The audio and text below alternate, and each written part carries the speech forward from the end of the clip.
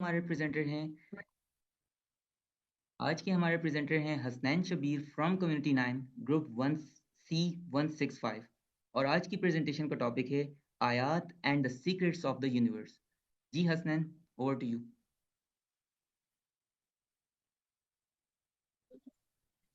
अस्सलाम वालेकुम वरहमतुल्लाह। मेरी आवाज़ सबसे पहले तो क्लियर है। जी, आवाज़ आपकी क्लियर है। स्लाइड शेयर कर दीजिए। ओके।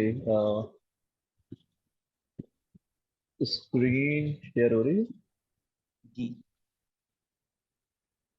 ओके। रब इश्रह ली सदरी वयस्सिर ली अमरी वाहलुल उक़दतम मिन लिसानी यफ़क़हू क़ौली। बेसिकली आज की जो प्रेजेंटेशन है ये हमारा जो 4 कंपार्टमेंट्स का टास्क था, टास्क 2, ये उससे लिंक करती है। और यतलू अलैहिम आयात के ऊपर हमारा जो है मेरा मेजर फोकस है। और सब टॉपिक अगर मैं बात करूँ तो वो एनर्जी एंड मैटर है। और उसके अंदर भी मजीद सब लेकर चलूँ तो मैं डार्क मैटर और डार्क एनर्जी के कॉन्सेप्ट को मैंने स्टडी किया, वो मैं आप लोगों से शेयर करूँगा। ये एक ओपन फील्ड है और ये एक ओपन प्रेजेंटेशन है।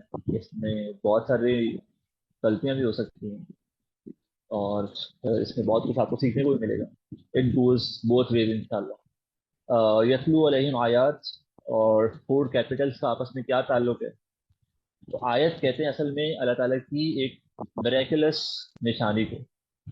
एक ऐसी निशानी कि हम जब एक आयत को देखते हैं, एक आयत के बारे में पढ़ते हैं, तो हमें शायद अक्सर अंदाजा नहीं होता है कि उसकी अहमियत क्या है, उसकी अफादियत क्या है, तब तक जब तक कि उसको फुली अंडरस्टैंड ना कर लिया जाए, उसको उस एंगल से ना देख लिया जाए जिस एंगल से सहाबा कराम देखा करते थे। तो जब हम ये समझेंगे ना कि आयत का मतलब सिर्फ निशानी नहीं बल्कि एक बहुत ही खूबसूरत, एक मेराकुलस किस्म की निशानी है, तब तक हमें उसकी एक साइकोलॉजी बिल्ड नहीं होगी। बाकी चारों कैपिटल्स का ताल्लुक ऐसे है कि जाहिर सी बात है कि इंटेलेक्चुअल कैपिटल पे तो डायरेक्टली इम्पैक्ट है कि आप जितना अलग अलग की निशानियों को खोलेंगे, इनके बारे में सोचेंगे, इन पे काम करेंगे, तो आपका इंटेलेक्ट बढ़ता जाएगा। आप हेवन देख लें, आप अर्थ देख लें, उसके दरमियान सब कुछ है, अलग अलग है सब पे। अफला या फिर अफला यतदब्बरून। तो ये हमारे लिए ये जाहिर सी बात है। मोरालिटी या मोरल कैपिटल से ताल्लुक ऐसे है कि जितने भी लॉज कुरान के अंदर मौजूद हैं उनकी एप्लीकेशन असल में मोरालिटी है या मोरल बेसिस पे उसको कह लें कि ताल्लुक है उसका। जैसे जितने भी ईमान और आखिरत की आयतें हैं, इनका एक मोरालिटी के साथ बड़ा गहरा ताल्लुक है। कि अगर हमारे पास ये कॉन्सेप्ट क्लियर है कि मरने के बाद एक और जिंदगी है, तो यही वजह है कि हम इस दुनिया में सही काम करेंगे।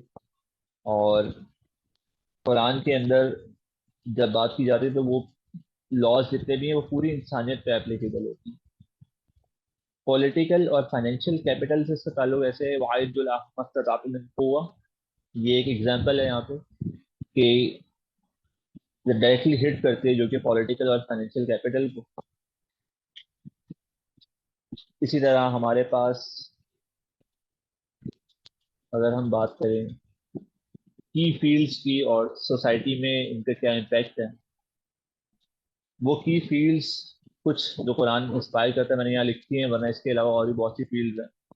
कुरान हमें इंस्पायर करता है कि हम देखें नेचुरल साइंसेस को, सोशल साइंसेस को, technology, innovation, astrophysics, cosmology, economics, finance, psychology and human development. ये वो फील्ड्स हैं कि जो कुरान हमें इंस्पायर करता है।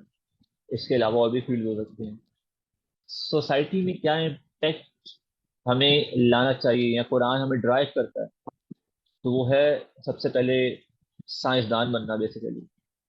Reflect and ponder, active application, कि भाई जितने भी लॉज हैं उनको एक्टिव करो, निज़ाम कायम करो, कैटलिस्ट फॉर द चेंज बनो, तब्दीली लाने के लिए इंस्पायर करते हैं। नॉलेज या साइंस जो भी आपके एग्जिस्टिंग स्टेटस को है उसको आप चैलेंज करो, रीडिफाइन करो, अपने वक्त के हुसैन बनो। ये कुरान हमसे डिमांड करता है। अब एनर्जी और मैटर को ही मैंने क्यों चूज किया है, तो 68% इस वक्त एक अप्रोक्सीमेशन है कि डार्क एनर्जी अवेलेबल है, 27% डार्क मैटर है और 5% विजिबल मैटर है, जिसके अंदर हमें विजिबल मैटर से मुराद है कि हमें जितने स्टार्स, गैलेक्सीज, अपना प्लेनेट अर्थ, सन, ये सब नजर आ रही विजिबल मैटर है। इसके अलावा भी कुछ है जो कि सही से किसी को इस वक्त मालूम नहीं है कि क्या है, उसको नाम दिया गया डार्क मैटर और डार्क एनर्जी का। उसके कुछ शवाहिद या कुछ एविडेंसेस हैं हमारे पास, कुछ कैलकुलेशंस हैं हमारे पास जो इस तरफ इशारा करती हैं। और अगर ये सारा कॉन्सेप्ट गलत है तो फिर हमें ग्रेविटी को दोबारा से समझने की जरूरत है। हम ग्रेविटी को ठीक से नहीं समझ पाए, इसका मतलब ये वो एरिया है एनर्जी और मैटर का कि जिसमें आपके पास लातादाद मौके हैं पीएचडी करने के। ये इसके अंदर डार्क मैटर और डार्क एनर्जी वो फील्ड है कि लोग वेट कर रहे हैं कि कोई इसकी बेहतरीन एक्सप्लेनेशन दे पाए और नोबेल प्राइज लेकर चला जाए। अब इससे पहले कि हम डायरेक्टली डार्क मैटर और डार्क एनर्जी पे जाएं, थोड़ी सी ज़रूरत है इस बारे में बात करने की कि बेसिक्स क्या है इस सारी बातों की। E is equals to M C square, ये इक्वेशन इतनी इंपॉर्टेंट क्यों है? ये वो इक्वेशन है जो एनर्जी और मैटर की आपस में इंटर कन्वर्जन की बात करती है कि एनर्जी से मैटर में जाया जा सकता है, मैटर से एनर्जी में जाया जा सकता है।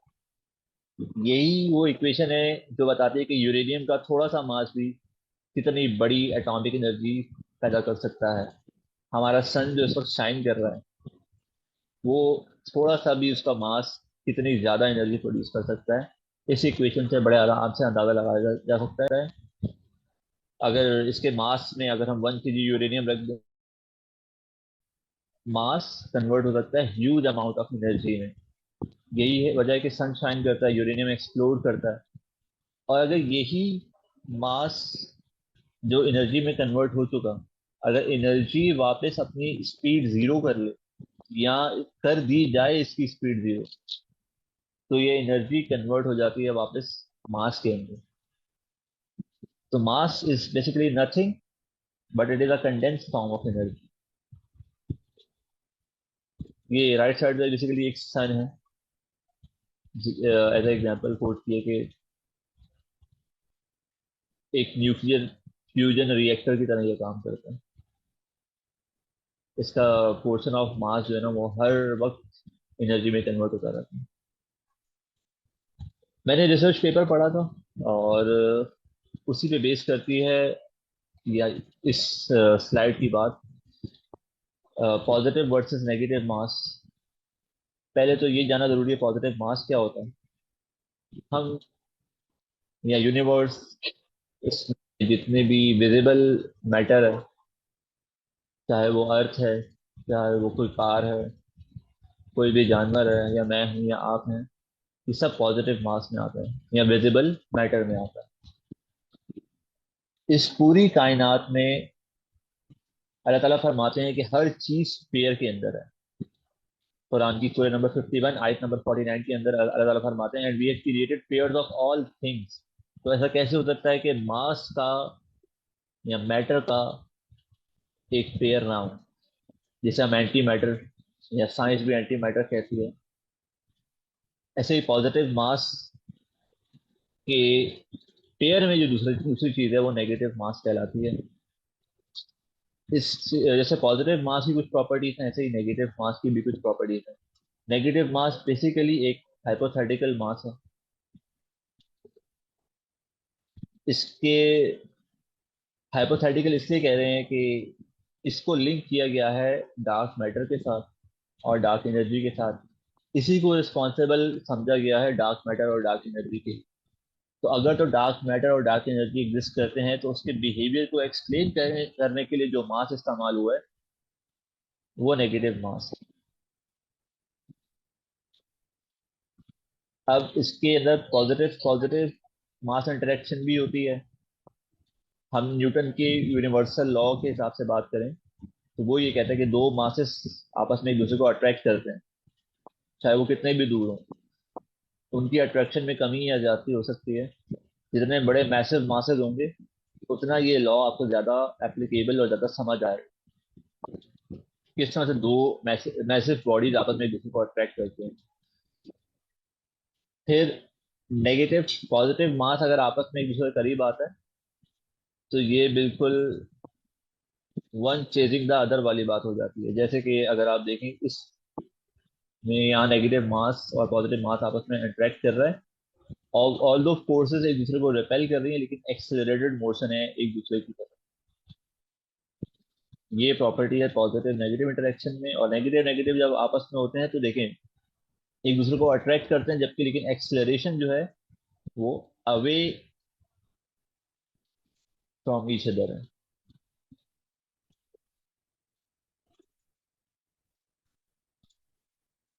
ओके, एक टर्म और है यहाँ पे, वैक्यूम इंस्टेबिलिटी। वैक्यूम इंस्टेबिलिटी क्या होती है कि स्पेस जिसे हम वैक्यूम समझते हैं असल में वो वैक्यूम नहीं है, बल्कि वो रियल है और बहुत हद तक हैपनिंग है। और इसे ऐसे समझें कि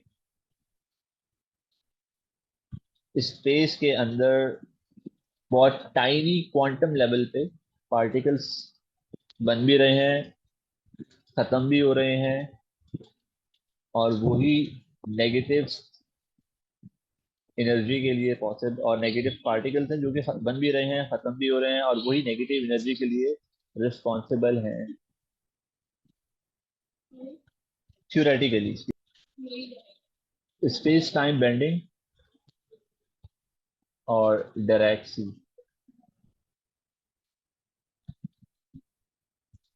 अब ये क्या चीज है?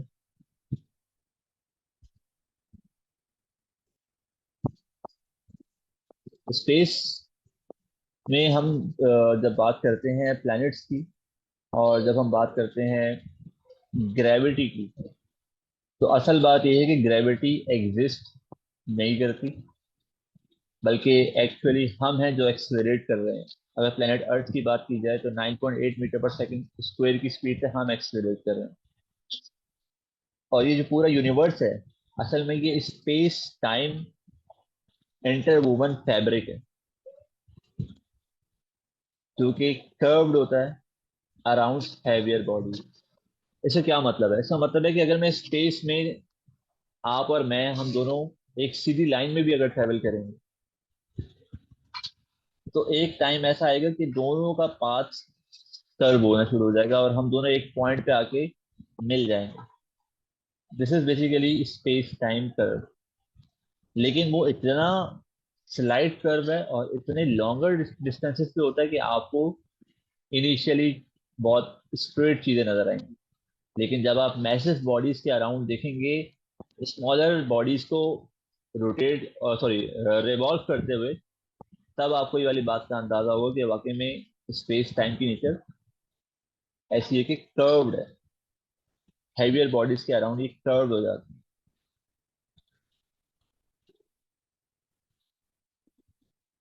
तो जो न्यूटोनियन ग्रेविटी का कॉन्सेप्ट था, न्यूटन की ग्रेविटी एप्पल का नीचे गिर, क्लासिकल फिजिक्स में आइंस्टाइन ने उसका काउंटर किया। हम जब प्लेनेट अर्थ की बात करते हैं तो हमें ये कर्व नेचर कभी समझ नहीं आएगी जब तक कि हम प्लेनेट अर्थ से बाहर न चले जाएं। यानी कि हम अरी मिसाल बिल्कुल एक रॉकेट की तरह, अर्थ एक रॉकेट है और हम उस रॉकेट के अंदर हैं। जी और आपकी 9.8 मीटर पर सेकेंड डिरेक इक्वेशन वो चीज है, या वो इक्वेशन है कि जिसके थ्रू डार्क मैटर और डार्क एनर्जी का कॉन्सेप्ट, डायरेक्ट इक्वेशन बेसिकली वो इक्वेशन है जो डार्क मैटर और डार्क एनर्जी कॉन्सेप्ट को एक्सप्लेन करती है। अगर हम बात करें कि डायरेक्सी इटसेल्फ है क्या, तो इसके लिए आप विजुलाइज करें कि एक समंदर है और उस समंदर में फुल ऑफ इनविजिबल पार्टिकल्स हैं, यानी कि ऐसे ऐसा समंदर जिसमें पार्टिकल्स हैं जो कि इनविजिबल हैं। This is basically the negative energy states. अब अगर एक भी मॉलिक्यूल वाटर का मैं उस पानी में से या उस समंदर में से जो कि पार्टिकल का समंदर है तब निकाल देता हूँ, तो उस एक पार्टिकल की जगह फौरन एक होल क्रिएट हो जाएगा। That hole is called positive और एंड इलेक्ट्रॉन।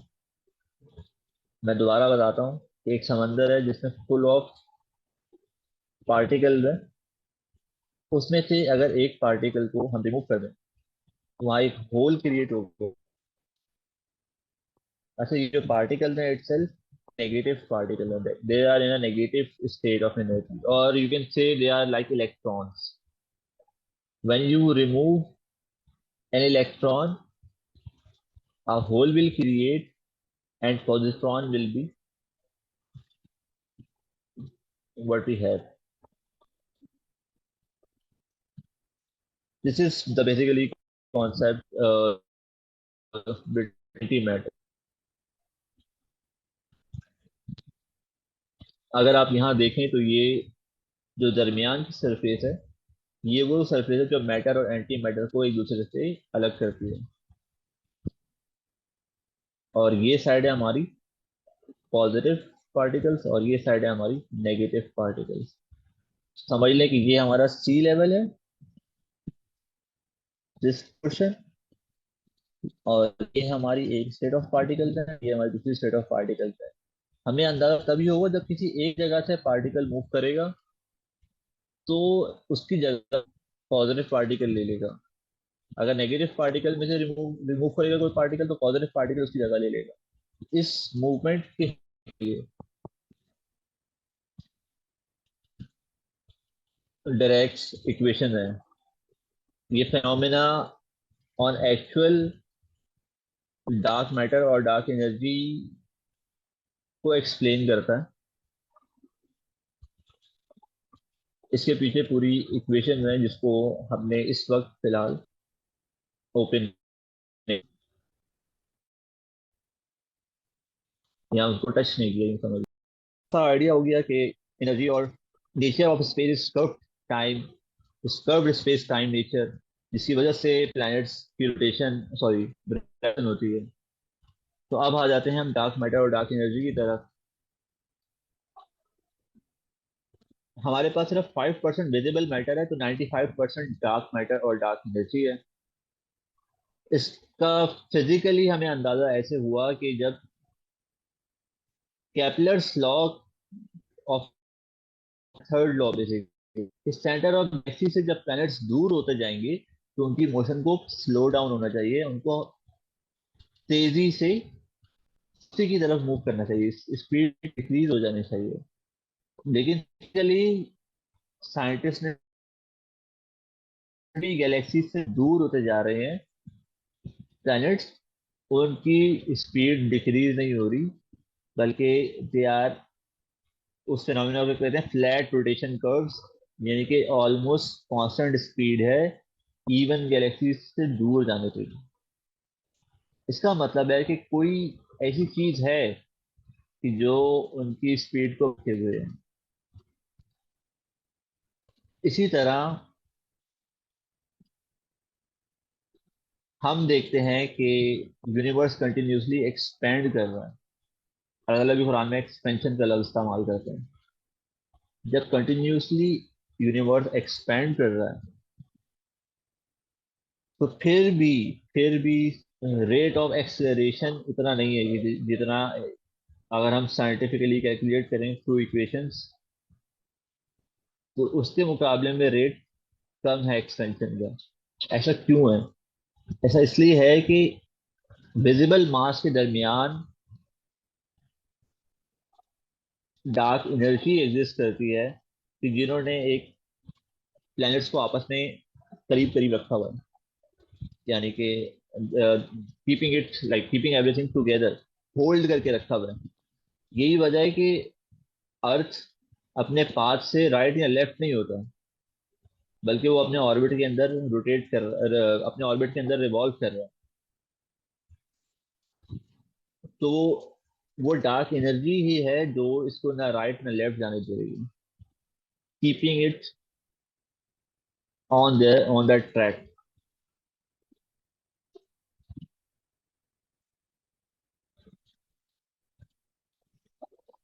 डार्क मैटर है क्या, और डार्क एनर्जी है। डार्क मैटर असल में एक मैटर है कि जो मेरे हाथ से भी पास, वो ना लाइट से इंटरेक्ट करता है, और वो नॉर्मल मैटर से भी डायरेक्टली कोई उसकी इंटरेक्शन नहीं है, लेकिन उसका एक ग्रेविटेशनल इफेक्ट है जिसको हम फील कर सकते हैं।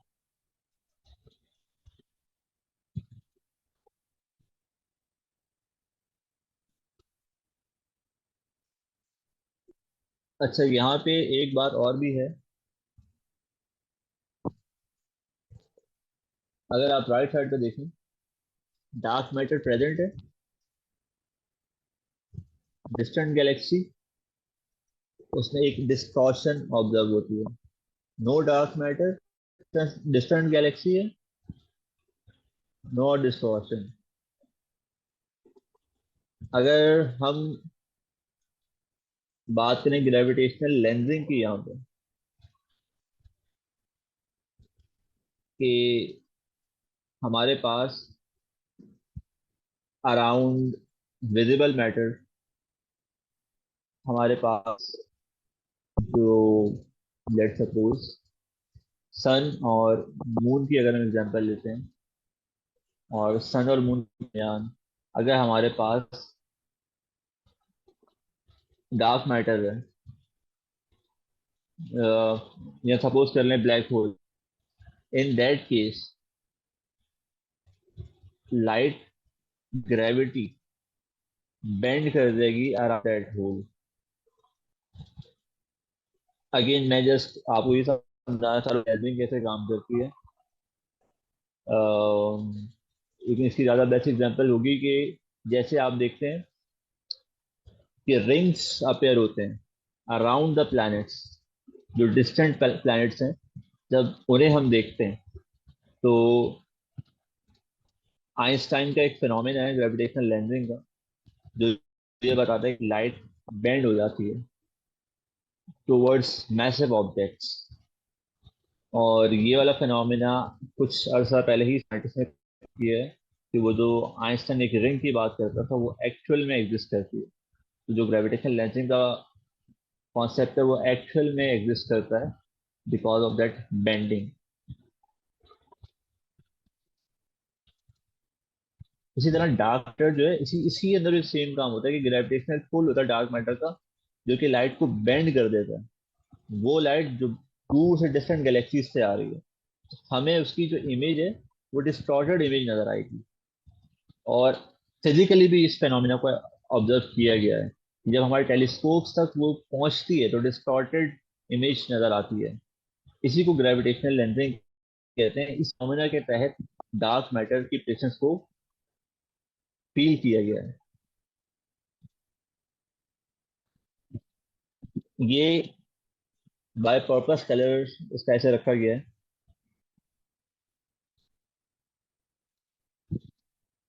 आप अगर देखें तो यहाँ पे हमारे पास मास ऑफ द ऑब्जेक्ट है, उसको स्पेस टाइम को अपने मास के हिसाब से बेंड करना चाहिए था एक सर्टेन हद तक, लेकिन वो बेंडिंग ज्यादा है। उसके ज्यादा होने की वजह डार्क एनर्जी है। जो हमारी एक्सपेक्टेशन थी कि एक मास को जितना बेंड करवाना चाहिए स्पेस टाइम के फैब्रिक को, वो इससे कई ज्यादा बेंडिंग हुई है ऑन एक्चुअल।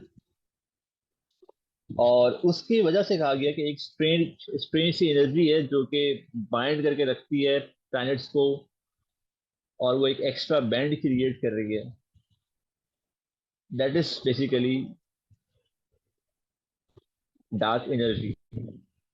और आप कह सकते हैं कि ये वो वजह है कि जिसकी वजह से कहा जाता है कि डार्क एनर्जी एग्जिस्ट करती है। अगेन अगर हम डार्क एनर्जी और डार्क मैटर के कॉन्सेप्ट को हटा देते हैं तो फिर इसका मतलब है कि ग्रेविटी को रीडिफाइन करने की जरूरत पड़ेगी। अदरवाइज हम ग्रेविटी को हमने अपनी जगह पे ही कह दिया है कि ये जो जितने भी एबनॉर्मेलिटीज आ रही हैं, जैसे प्लैनेट्स का अवे फ्रॉम गैलेक्सी स्लो होने के बजाय कॉन्स्टेंटली रोटेट करते रहना, स्पेस टाइम का जितना फैब्रिक बेंड होना चाहिए because of the mass of object, वो उससे ज्यादा बेंड हो रहा है। तो हमने कहा वहाँ डार्क एनर्जी रहती है। अगर इस फेनोमेना को हम इक्वेशन में रखते हैं तो ग्रेविटी का अपना ओरिजिनल कॉन्सेप्ट कायम रहता है। अगर इन दो चीजों को हम हटा देते हैं, किसी ने बहुत अच्छी बात की कि instant of downward towards the mass wrapping around that heavier mass. Salman unmute कर लें। अस्सलाम वालेकुम। आपने एक बात की थी कि ये डार्क मैटर या एनर्जी और ग्रेविटी का क्या ताल्लुक था, इसको थोड़ा सा रिपीट कर देंगे प्रेजेंटेशन में। टेलीस्कोप्स के अंदर सीधी स्ट्रेट लाइट आनी चाहिए थी बिकॉज हम समझते हैं कि स्पेस तो वैक्यूम है, तो दूर की गैलेक्सी से लाइट सीधी टेलीस्कोप में आनी चाहिए थी। लेकिन हमने देखा कि वो लाइट बेंड होकर आ रही है और जो गैलेक्सीज की इमेज है वो डिस्टॉर्टेड इमेजेस आ रही हैं टेलीस्कोप की तरफ। इसका मतलब है कि बीच में कोई ऐसा मैटर है जो कि उसको बेंड कर रहा है। वो बड़ा स्ट्रॉन्ग मैटर है और ऐसा बहुत सॉरी बड़ा हैवियर मैटर है जो उसको ग्रेविटी जिसकी बहुत हैवी है और बड़ा स्ट्रॉन्ग ग्रेविटेशनल पुल दे रहा है वो मैटर, कि वो लाइट को बेंड कर रहा है और गैलेक्सीज की इमेज को डिस्टॉर्ट कर रहा है।